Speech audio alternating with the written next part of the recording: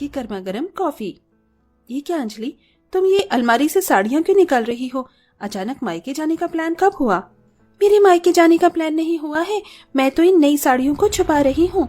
लेकिन क्यों? अरे आज शाम को वो आफत की पुड़िया आने वाली है, कहीं उसने मेरी ये नई साड़ियां देख ली तो एक भी नहीं छोड़ेगी। क्या कहा तुमने? वो आने वाली है? हे भगवान, तुम जल्दी से अपनी साड़ियां छुपाओ और मैं अपने मेकअप का सामान छुपा देती हूँ। मोनिका भागती हुई अपने कमरे में जाती है और अपना नया और एक्सपेंसिव मेकअप का सारा सामान छुपा देती है। दोनों बहुएं अपना सारा सामान अच्छे से छुपाने के बाद बैठकर राहत की सांस लेती हैं।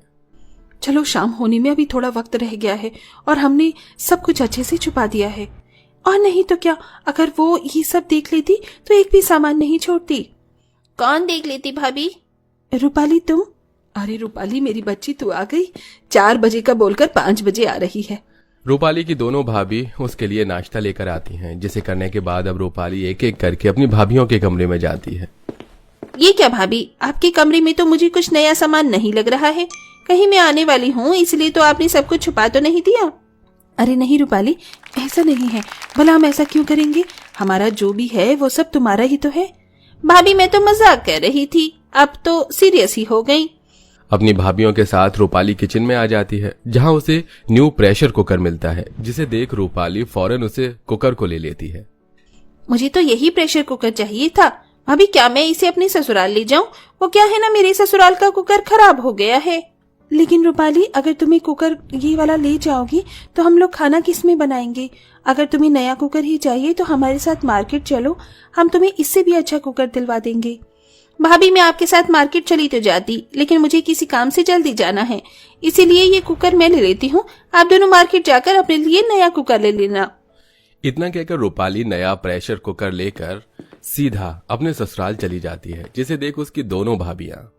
जब भी आती है कुछ न कुछ लेकर चली जाती है। शादी में हमने इसे इतना सारा दहेज दिया है, किसी भी चीज की जरा भी कमी नहीं छोड़ी, फिर भी इसका पेट नहीं भरा। वैसे तो नंद भाभी में बड़ा ही प्यार होता है, लेकिन इन नंद भाभियों का रिश्ता थोड़ा अलग था।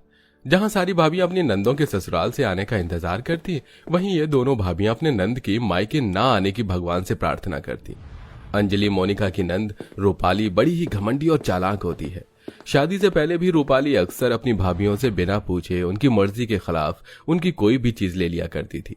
वहीं शादी के बाद भी रूपाली आए दिन अपने मायके आकर कोई ना कोई चीज अपनी ससुराल ले जाया करती थी, जिससे उसकी दोनों भाभियां काफी परेशान रहती हैं। ऐसे ही एक दिन, अरे कितनी अच्छी खुशबू आ रही है ना पनीर टिक्का की।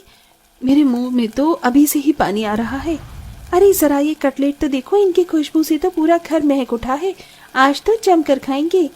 दोनों बहुएं मिलकर आज रात के खाने में काफी तरह के पकवान बनाती हैं कि तभी वहां उनकी सास सुनीता आ जाती है। अरे वाह, पनीर टिक्का, मलाई चाप, कटलेट, बिरयानी, आज तो बहुत कुछ बनाया तुम दोनों ने। मैं जल्दी से रूपाली को कॉल करके यहीं बुला लेती हूँ, आज हम सब लोग साथ में खाना खाएंगे। इतना कहकर सुनीता अपनी बेटी रूपाली को कॉल करने के लिए चली जाती है, जिसे देख हे भगवान, इतने अरमान से हमने इतना सारा पकवान बनाया था, लेकिन अब वो रूपाली की बच्ची इन सबको चट कर जाएगी और हमारे लिए जरा सा भी कुछ नहीं बचेगा। मोनिका की बात 100% सच निकलती है। रूपाली अपने हिस्से के साथ साथ अपनी दोनों भाभियों का हिस्सा भी जानबूझकर खत्म कर देती है, जिसके चलते अब दोनों भाभियों को सुबह की बासी रोटी और सब्जी खाकर अपना पेट भरना पड़ता है और ऐसे ही समय गुजरता रहता है। मोनिका, आंटी जी ने तो बहुत सुंदर कड़े बनवाए हैं तुम्हारे लिए। ये कड़े तो माँ मुझे मेरी शादी में ही देना चाहती थी, लेकिन थोड़ा बजट कम पड़ रहा था, इसलिए नहीं दे सकी। अपनी माँ के दिए हुए सोने के कड़े को पहनकर मोनिका काफी खुश हो रही होती है। तभी उसकी खुशी भंग करने उसकी नंद रूपाली आ जाती है। वाह भाभी, ये कड़े तो कितने प्यारे लग रहे हैं। आपको पता है, ऐसे ही कड़े का डिजाइन मैंने एक मैगजीन में देखा था। जब से मेरा मन इन कड़ों को पहनने का कर रहा है। काश मैं भी ऐसे कड़े पहन पाती। हाय मेरी बच्ची, कैसे उदास हो गई। मोनिका बहू, थोड़े दिनों के लिए अपने कड़े निकाल कर अपनी ननद को पहनने के लिए दे दे। इस बेचारी के भी इन कड़ों को पहनने के अरमान पूरे हो जाएंगे। माँ जी, ये आप क्या कह रही हैं? ये कड़े मुझे मेरी माँ ने दिए हैं, मैं रूपाली को कैसे दे सकती हूँ? अरे तो मैंने कौन सा बोला है तुझे कि तू हमेशा के लिए इसे दे दे? कुछ दिनों के लिए दे दे और जब तुझे पहनना हो तो वापस ले लियो।